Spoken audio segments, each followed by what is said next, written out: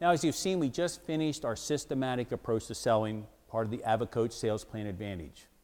I want to talk before we conclude this module one more concept, and that's communications. We've all heard of communications. I think we all understand how important and vital it is to the sales process, in any process. But what a lot of people don't realize is it is a two-way street, which means it is not only speaking, but it is listening. We covered in step 2 when we had needs identification, we talked about actively listening.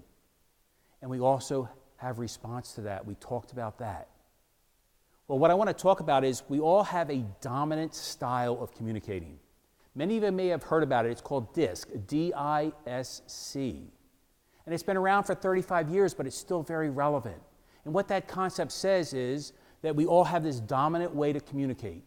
And by the way, if anybody's ever done a DISC assessment, there's a misperception there. It is not a personality assessment. It is an assessment of your communication style, of which we can predict behavior and decision making, how it occurs, both naturally and adapted.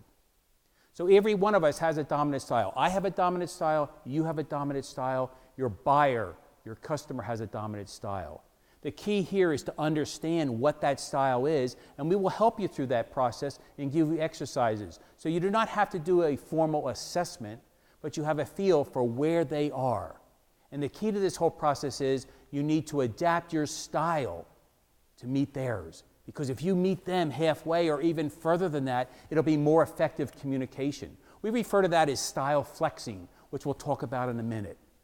But the takeaway for this segment of this module is that you need to become an efficient communicator. And when you do that, it will increase exponentially your results that you can get from your sales efforts. Good luck.